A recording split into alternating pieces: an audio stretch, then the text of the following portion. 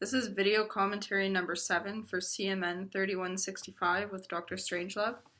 And today we're going to be looking at social media and how it's distracting millennials, basically. So the article that I looked at was from CNBC, entitled Social Media Making Millennials Less Social. So basically it's touching on the under 30 crowd is now addicted to their cell phones. Those are the findings of a new survey which showed that as millennials spend more time engaged on social media platforms, it's causing them to be less social in real life. The study showed that 87% of millennials admitted to missing out on a conversation because they were distracted by their phone. Meanwhile, 54% said they experience a fear of missing out if not checking social networks. Obviously, like the most commonly used apps that were mentioned, Snapchat, Tinder, Facebook, Messenger, and Instagram. Like they're scared of missing out, like, on... Of what people are posting, because if everyone's lives are online now, then if they miss being online, then they're technically missing other people's lives. But really, they're just missing out on life because they're not paying attention. Exactly. Why is that? So it was stated that the presence of mobile technologies has the potential to divert individuals from face-to-face exchanges, thereby undermining the character and depth of these connections. So it's like affecting people's interpersonal relationships. Well, then, like my article, I read an article, Millennials on Millennials, a look at their viewing behavior and the distractions of social media. Basically, like if they're so involved with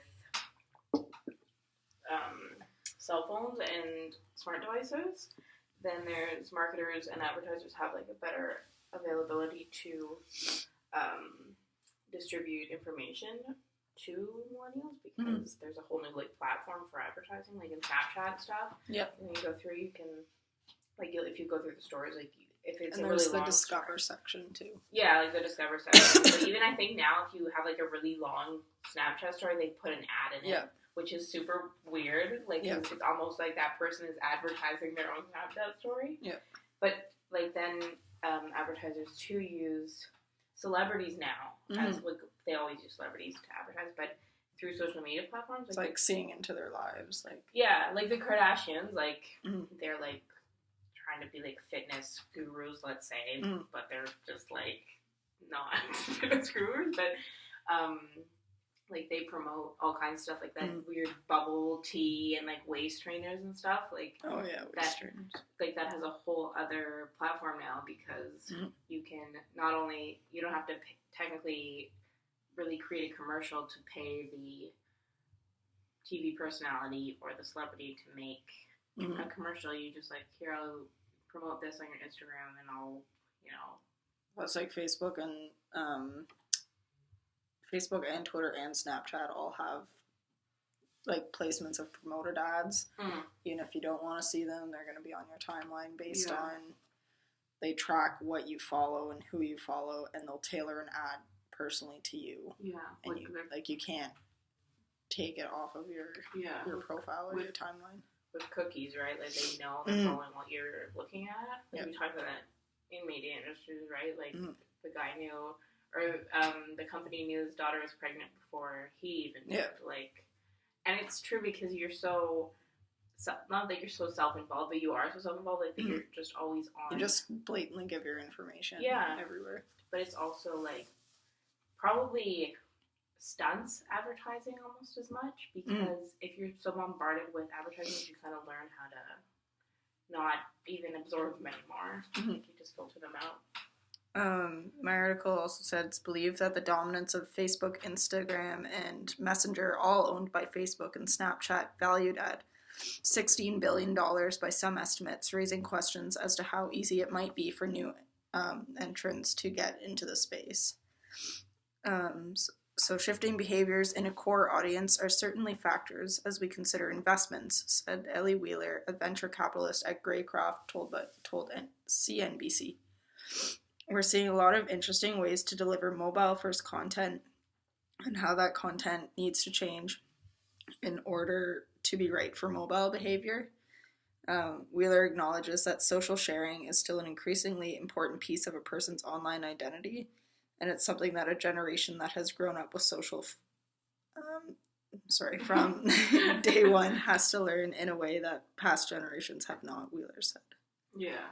Like, and it's true because it's a whole new, like, you're technically taking on a whole new identity with social media. And you can't, it's easy to say you don't want to be on the platforms, but like everybody else on the platform, so you kind of left it aloof if you're not. But at the same time, like, as I said, there's a whole opportunity now. They've moved from just TV to a whole other device, like whether it's Android boxes, Google Play, Android TV, like whatever you want to say. Like there's that whole new platform where there's availability to advertise. And even in my article, it was saying that millennials are more willing to watch ads than like Generation X. I think Generation X was like only 48% of them would watch it, and like 38% or 48% wouldn't pay attention, and 38% of millennials would. And like for whatever reason, it was saying that it's because the majority of like Facebook, Snapchat, Instagram, they're all free. So if you're using something you really want to use, but like the price as you watch an ad, like that's fine. Like YouTube, there's an ad. I'll watch the ad as long as it comes to the video. Like probably at first I was like, fuck this ad.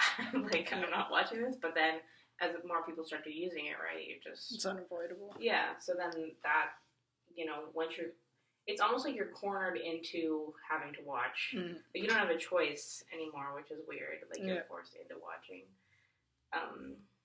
advertisements and being forced to absorb certain media that you don't really want. They just like change with our technological behavior. Yeah, just because it's like it's our generation. Like we're just forced to be involved in the social platforms and therefore involved in the media platforms too. Basically, the new technology of social media is leading to the availability of mass advertisements reaching our generation. And thank you for watching. Thank you.